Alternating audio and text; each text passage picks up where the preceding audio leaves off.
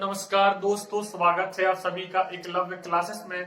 हम देख रहे हैं स्पेशल मैथमेटिक्स का लेक्चर नंबर 13। इसकी पिछली वाली वीडियो में हमने इकाई अंक स्टार्ट किया हुआ है, ठीक है, तो उसी को आज हम कंटिन्यू करने वाले हैं। हमारा प्रमुख उद्देश्य मध्य प्रदेश पुलिस भर्ती, एसआई, सब इंस्पेक्टर, जीत प्राइजी, लेवल इंस्पेक्टर, जो भी एग्जाम्स मध्य प्रदेश व्यापम द्वारा किए जाते हैं उनकी तैयारी करवाना है, चाहे वो जीके का सेक्शन हो, चाहे मैथमेटिक्स हो, चाहे वह करंट अफेयर हो, ठीक है। तो चलिए वीडियो को शुरू करते हैं। वीडियो को शुरू करने से पहले यदि आपने हमारे चैनल को सब्सक्राइब नहीं किया है तो प्लीज सब्सक्राइब कर लीजिए, साथ ही बेल आइकन को प्रेस कर लीजिए, जिससे आगे आने वाली वीडियोस की नोटिफिकेशन आपको मिलती रहे। तो हम देखने वाले हैं, कल हमने काफी अच्छे क्वेश्चन किए थे इकाई अंक से, ठीक है। हर एग्जाम में लगभग एक ना एक नंबर का इकाई अंक का क्वेश्चन पूछा ही जाता है। आज थोड़ी हेल्थ डाउन है, लेकिन हमें अपना हौसला और हमें अपना जोश डाउन नहीं करना है, ठीक है, हमें लड़ते रहना है। चलिए, कल हमने एक क्वेश्चन किया था कि 1 से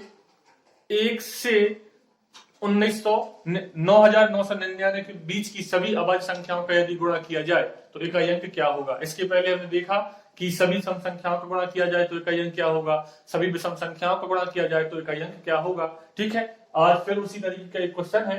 कल हमें 1 से 9999 के बीच की अभाज्य संख्याओं को गुणा करने को बोला था, और आज बोला है 2 से बड़ी और 777 से छोटी अभाज्य संख्याओं का यदि गुणा किया जाए तो इकाई अंक क्या होगा। पहले तो हम जान लेते हैं कि अभाज्य और भाज्य संख्या क्या होती हैं।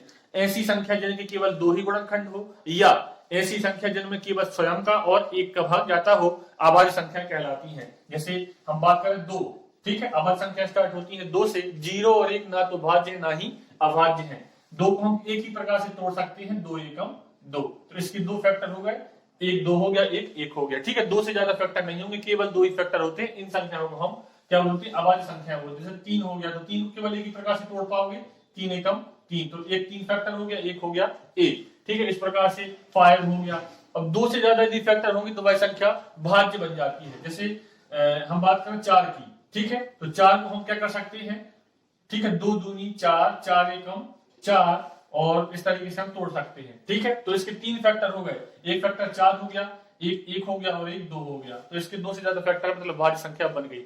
या फिर दूसरे शब्दों में बोले, ऐसी संख्या जिनमें एक व स्वयं के अतिरिक्त किसी अन्य संख्या का भी भाग जाता हो, वह क्या कहलाती है, भाज्य संख्या कहलाती है। 4 में 1 का भाग जाता है और 4 का तो भाग जाता ही है, और 2 का भी भाग चला जाता है, इसलिए उसके 2 से ज्यादा गुणनखंड हो गए, तो 4 क्या हो जाएगी, भाज्य संख्या, ठीक है। भाज्य अभाज्य हमने देख लिया। अब बात करते हैं 2 से बड़ी। 2 से बड़ी, ठीक है, तो 2 से बड़ी कहां से स्टार्ट होगी, 3, ठीक है। 3 के बाद हमारी अभाज्य संख्या क्या है, 5 है, उसके बाद 7 है, उसके बाद हमारा 11 है, फिर 13 है, फिर 17 है, फिर 19 है, फिर 23 है, ठीक है। इस तरीके से क्या करना है, हमें करते जाना है। अब बात आती है कि हमने एक पॉइंट और यहां पे नहीं बताया आपको कि सबसे छोटी अभाज्य संख्या है 2, और अभाज्य संख्याओं में केवल 2 ही एकमात्र सम संख्या है, बाकी सभी आपको विषम संख्याएं देखने को मिलेंगी, ठीक है। यदि 5 है लेकिन 2 नहीं है या सम संख्या नहीं है तो 0 तो बनेगा नहीं, ठीक है। इकाई अंक निकाल के देख लेते हैं। 2 से बड़ी तो 3 से स्टार्ट किया, और इस तरीके से 777 से पहले तक हमें संख्या लेनी है, ठीक है। पूरा नहीं हमें करना है तो नहीं करेंगे, ठीक है। तो 3 3 5 15, ठीक है। 15 में इकाई का अंक क्या है, 5 है, फिर 5 का गुणा करेंगे हम 7 में, 7 पन्ना 35, 35 में इकाई का अंक क्या है, 5 है, फिर इस 5 का गुणा करेंगे 1 में, 5 एकम 5, ठीक है। फिर इस 5 का गुणा करेंगे इस वाले इकाई अंक में 3 में, 5 किया 15, 15 में इकाई का अंक 5 आ गया, फिर 5 का गुणा फिर से 7 में करेंगे, 7 पन्ना 35, 35 में इकाई का अंक 5 ही है। उसके बाद 5 का गुणा करेंगे 9 में, तो 9 पन्ना 45, और 45 में भी इकाई अंक क्या है, 5 ही है। इस तरीके से आगे जब भी करते जाओगे आप, तो यहाँ की हुई सम संख्या तो मिली नहीं, क्योंकि हमसे बोला है 2 से बड़ी, तो सम संख्या 2 यहाँ पे आएगी नहीं, ठीक है। तो यहाँ 0 बनने वाला नहीं है। जैसे 5 का गुणा 3 में करेंगे तो 5 3 15, यहाँ पे केवल इकाई अंक जितना भी हम गुणा करेंगे, जब तक गुणा करेंगे इकाई अंक पे हमें केवल 5 ही देखने को मिलेगा, क्योंकि 5 में यदि हम सम संख्या गुणा करते तो हमें 0 को देखने मिलता, ठीक है। यहाँ ऑप्शन थोड़े गलत लिखे हुए हैं, ठीक है, यहाँ पे ऑप्शन 5 भी है, ठीक। तो इसका आंसर क्या होने वाला है, 5। ध्यान से करिएगा, क्योंकि क्वेश्चन में थोड़ा सा कंफ्यूज है। 2 से बड़ी पूछा है तो 2 से बड़ी 3 से स्टार्ट होगी, 3 5 7 11 13 इस तरीके से, और बाकी हमें और किसी से मतलब नहीं, 770 तक हम नहीं लिखेंगे, ठीक है। इस तरीके से इसका आंसर क्या होगा, इकाई क्या मिल रहा है, 5 मिलने वाला है। अब उसके बाद चर्चा करें अगले क्वेश्चन पर। ठीक है, जैसे इस वाले क्वेश्चन में हमें क्या करना है, घातीय रूप में संख्या लिखी हुई है और इकाई यहाँ पे पूछा गया है।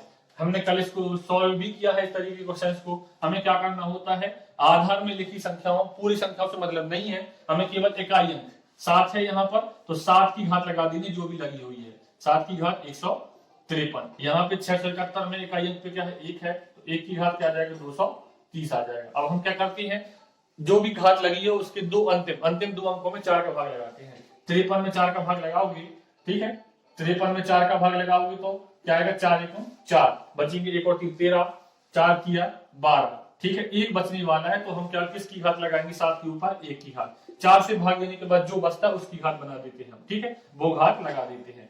और 1 के ऊपर हम किसी की भी घात लगा दें तो उसका आंसर 1 ही आने वाला है। ठीक है, तो इसको तो आप वैसे ही कर सकते हैं। और 7 की घात 1 मतलब 7 ही होता है, और 7 का गुणा 1 में करेंगे तो इकाई अंक क्या आने वाला है, 7 ही आने वाला है। ठीक है, तो यहाँ पे ऑप्शन ए सही हो जाएगा।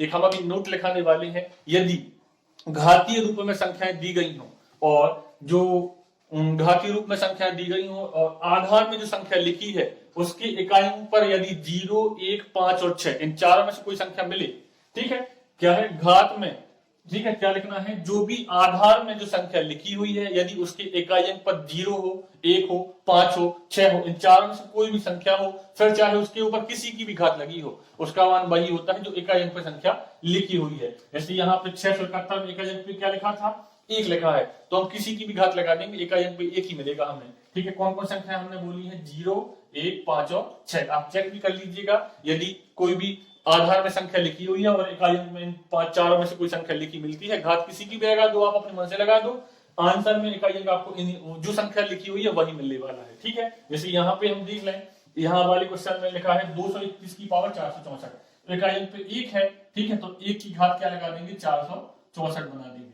और आगे चलते हैं, ठीक है, आगे लिखा हुआ है 1966 इकाई अंक 6 है, 6 पे हम जो घात लगी है वो लगा देंगे 4323। ठीक है, आगे सर यहाँ इकाई अंक पे क्या है, 2 है, 122 में इकाई अंक पे क्या है, 2 है, और घात जो भी लगी हो 3, 4, 2, 5। ठीक है, हमने अभी आपसे बोला है कि यदि इकाई अंक पर 1 लिखा है तो 1 के ऊपर किसी की भी घात हो, आना 1 ही है। ठीक है, ये नोट है हमारा, चेक कर लिया है हमने। ठीक, तो यहाँ से 1 आया। अब अंतिम दो अंकों में है 23 में हमने 4 का भाग दिया, 4 5 24, 3 बचने वाला है, तो 6 की घात आप लगाओगे 3। ठीक है, और यहाँ पे 2, ठीक है, दो क्या है, अंतिम दो अंकों में 25 है, 25 में 4 का भाग लगाओ, 4 6 24, 1 बचेगा, तो 2 की घात बनाएंगे हम 1। ठीक है, तो यहाँ तो 1 बचा है। 6 का घन क्या होता है, 216, 6 का घन क्या होता है, 216 होता है। इकाई से ही मतलब हमें, तो इकाई पे 6 ही आएगा। जो हमने बोला था देख लो वहीं पर कि यदि इकाई पर 0, 1, 5 या 6 इनमें से हो तो घात किसी की भी लगी हो, आना वही है जो इकाई पर है। ठीक है, जैसे 6 था तो इकाई पर क्या आएगा, 6 ही आएगा, 0 हो, 1 हो, 5 हो, 6 हो। ध्यान रखना है, समय बचेगा हमारा, क्योंकि समय बचेंगे तो हम आगे वाले क्वेश्चनों पे फोकस कर पाएंगे। ठीक है, 2 की घात नहीं मतलब 2। अब 1 का गुणा करने से कोई फायदा नहीं, 6 दूनी 12, और 12 में इकाई का अंक क्या है, 2 है, तो इसका आंसर क्या आने वाला है, ऑप्शन ए 2 हमारा सही आंसर होगा। ठीक है, चलते हैं अगले क्वेश्चन पर, ये देखते हैं अब क्या होगा कि इकाई अंक का जो टॉपिक है वो काफी इंटरेस्टिंग और सिंपल है।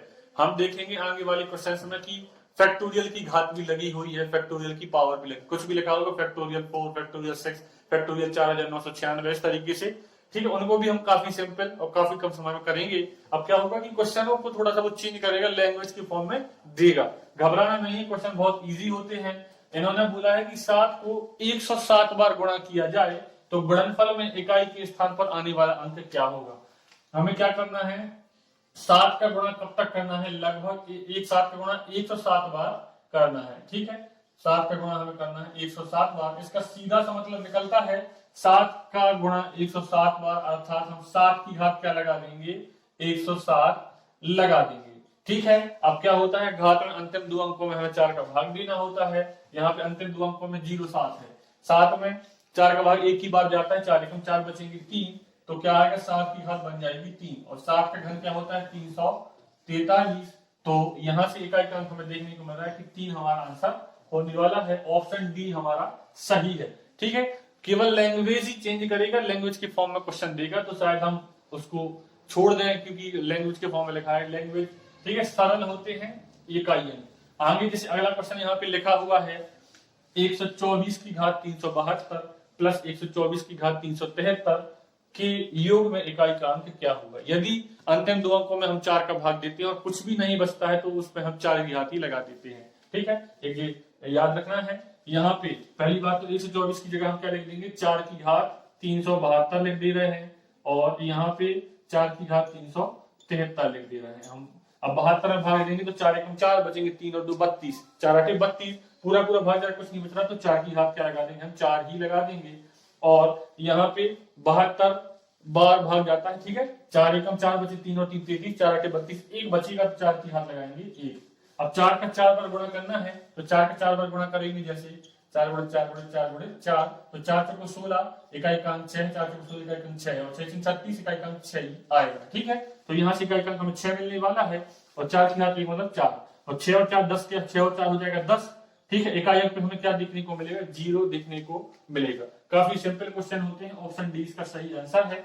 बस हमें कॉन्सेप्ट याद रखने हैं। ठीक है, सही तरीके से करना है, घबराना नहीं है। ठीक, इसी तरीके का सेम क्वेश्चन यहाँ पर भी लिखा हुआ है, 264 की घात 102 और 264 की घात 103। तो अंतिम दो अंक 2 है, अब 2 में 4 का भाग जाता नहीं तो क्या बचेगा, 4 की घात में बचेगा 2।